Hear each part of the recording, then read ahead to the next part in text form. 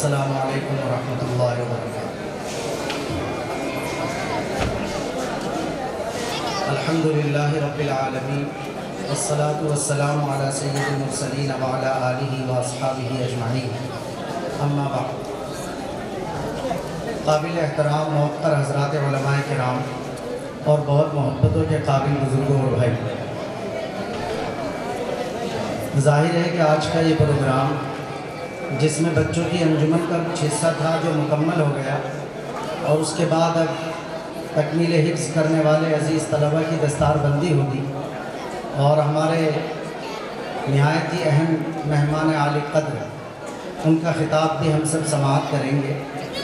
اظہار خیال کے نام پر میں بس اتنا ذکر کرنا چاہوں گا، اگرچہ اس طرح کے الفاظ اس قسم کے موقعوں پر بولے جانے کی وجہ سے پامال ہو چکے ہیں، مگر ظاہر ہے کہ الفاظ ہی ذریعہ ہیں، اس لیے کہ جذبے کو یا وجدان کو اپنی الگ سے کوئی اظہار کی چیز نہیں ملی ہے۔ ظاہر ہے کہ زبان ہی کے ذریعے سے اظہار کرنا ہے جو الفاظ کی صورت میں ہوگا۔ تو یوں کہا جا سکتا ہے کہ بچوں کا پروگرام سن کر ماشاءاللہ دلی مسرت حاصل ہوئی، اور دعا جو لفظ اور صوت کی محتاج نہیں ہوتی وہ بھی دل سے نکلتی رہی۔ اللہ تبارک و تعالی ان تمام بچوں کو اور اس کے علاوہ تمام ہی فیض حاصل کرنے والے بچوں کو اپنی بارگاہ میں قبول فرمائے، اور اپنے والدین کے لیے، اپنے اساتذہ کے لیے اور اپنے اس ادارے کے لیے نیک نامی کا ذریعہ بنائے۔ آپ جانتے ہیں کہ تقریر کا مسابقہ یہاں پر آپ نے سنا، اور اس کے بعد اسلامی عقائد کے نام پر ایک کتاب سے متعلق بھی مسابقہ ہوا۔ پھر چھوٹے بچوں کا جناب رسول اللہ صلی اللہ علیہ وسلم کی 40 حدیثوں میں یاد کرنے کا، اور پھر ان کے اردو اور انگریزی ترجمے کا بھی مسابقہ ہوا۔ یہ اپنے آپ میں اتنا کامل اور مکمل تھا، اور تقریر میں بھی تلفظ کے اعتبار سے، ادائیگی کے اعتبار سے، یادداشت کے اعتبار سے، یعنی نسبتاً اگر کہا جائے تو بہت ہی تناسب کے اعتبار سے بہت کم مقدار میں چوک یا غلطی طالب علم کر رہا تھا۔ اس لیے ان کے اساتذہ کو بھی مبارکباد دینی چاہیے۔ اللہ تبارک و تعالیٰ ان کے جذبات کو پوری ملت اسلامیہ اور خاص طور سے ان کے زیر تربیت ان بچوں کے حق میں بہت بہت قبول فرمائے۔ اس میں ایک بیت بازی بھی ہوئی، اور مجھے احساس بھی ہو رہا تھا کہ ظاہر ہے کہ وہ ابتدائی درجات ہی کے بچے ہوں گے، ان کو جیسے اشعار پڑھنے چاہیے تھے انہوں نے پڑھے، اور بعض اشعار استاد شعراء کے بھی آئے اور بہت اچھے آئے ماشاءاللہ۔ آپ جانتے ہیں کہ کسی کے سامنے کھڑے ہو کر کچھ کہنا کتنا مشکل ہے۔ بڑے سے بڑے لوگ ہوتے ہیں، جماعت میں جاتے ہیں تو جب اعلان بھی طے کر دیا جاتا ہے تو اعلان کرنا ہی بہت مشکل ہو جاتا ہے، یعنی لوگوں کے سامنے کھڑے ہو کر صرف اعلان کرنا کہ نماز کے بعد تھوڑی دیر تشریف رکھیں، دین کی بات ہوگی، یہ کہنے میں بھی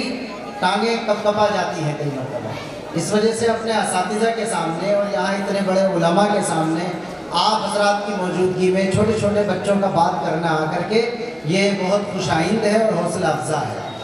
جتنے بھی ہمارے یہاں خطبہ ہوئے ہیں وہ بھی کبھی اسی طرح مدرسوں میں بچے تھے، پڑھا کرتے تھے، انہوں نے بھی اسی طرح اپنے اساتذہ کے سامنے اور آپ کی طرح موجود مجمع کے سامنے گفتگو کی۔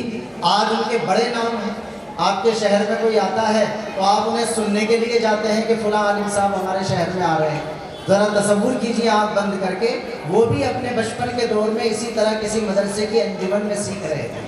اور انہوں نے اسی طرح اپنے اساتذہ کی تربیت اور نگرانی میں بولنا اور پڑھنا اور لکھنا سیکھا تھا۔ اس لیے یہ سب چیزیں بہت اہمیت کی حامل ہیں، اور میں آپ کو بھی مبارکباد دیتا ہوں کہ آپ کی موجودگی یہاں رہی۔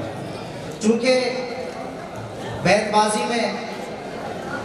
مفتی ارشد صاحب نے کہا کہ صاحب ان کے بارے میں بھی کچھ ذہن میں رکھیں، تو ہم بھی دیکھ رہے تھے حضرت مولانا مفتی نوشاد مولی صاحب دامت برکاتہ ان کے ساتھ ہی میں بیٹھا تھا، تو ایک اعتبار سے ان کا عندیہ بھی شامل تھا۔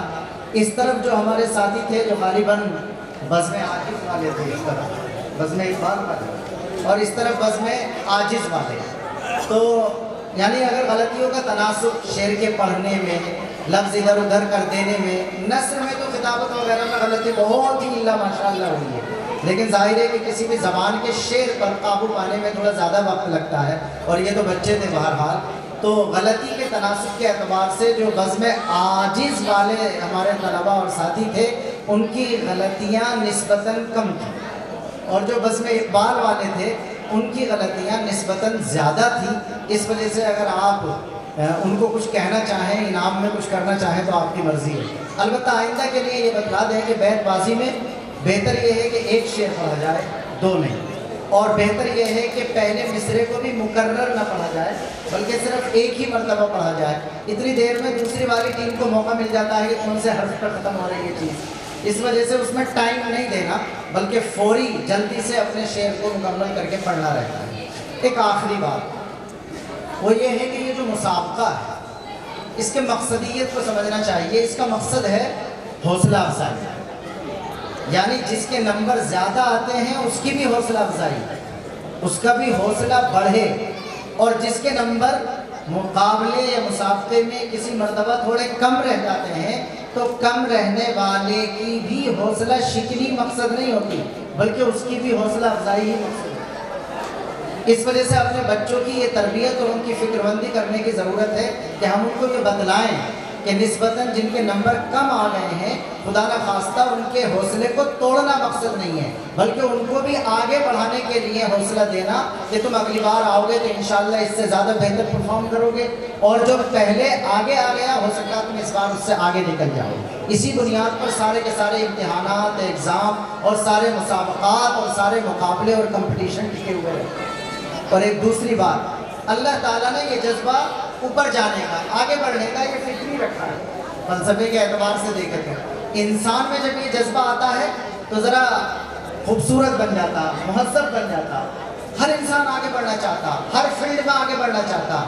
اور جب تک حسد کے ساتھ یہ جذبہ نہ ہو تو شریعت اس پر کوئی بند نہیں لگاتی بلکہ اس کی حوصلہ افزائی کرتی۔ حسد والی صورت میں تو شریعت ناجائز بتا کے منع کر دیتی ہے، لیکن اگر حسد والا جذبہ پیدا نہ ہو تو کسی بھی شعبے میں آگے جانے کے جذبے کی حوصلہ افزائی کرتی ہے شریعت، اور اسی کے نتیجے میں نئی نئی چیزیں ہمارے سامنے الحمدللہ آتی چلی جاتی ہیں۔ اور آخری بات آج کی میری گفتگو کی وہ یہ ہے کہ حضرت محتم صاحب دامت برکاتہم یہاں تشریف رکھتے ہیں، اور اس کے علاوہ دیگر اساتذہ بھی جو حضرت مفتی ارشد صاحب کی ایک بہت احباب کی ٹیم کا درجہ رکھتے ہیں وہ بھی یہاں موجود ہیں، اور خود مفتی ارشد صاحب ان کی محنت کو، ان کے جذبے کو اور متنوع قسم کی ضرورتوں کے موقع پر شہر کی سطح پر ان کی فکر مندی کو دیکھ کر اندازہ ہوتا ہے کہ ان کے لیے بڑے دائرۂ کار کی ضرورت ہے۔ ابھی جو ترانہ پڑھا گیا ہے اس کے اخیر شعر میں آیا کہ ہمارا یہ مدرسہ حسینیہ یہ پھر جہاں بھر میں ایک جامعہ کہلائے، تو بار بار میرے دل میں یہ بات آ رہی تھی کہ جتنی مختلف قسم کی فکر مندیوں کا مجموعہ ابھی سے بنتے چلے جا رہے ہیں، ہمارے محترم مفتی محمد ارشد صاحب دامت برکاتہم زیدہ مجنون،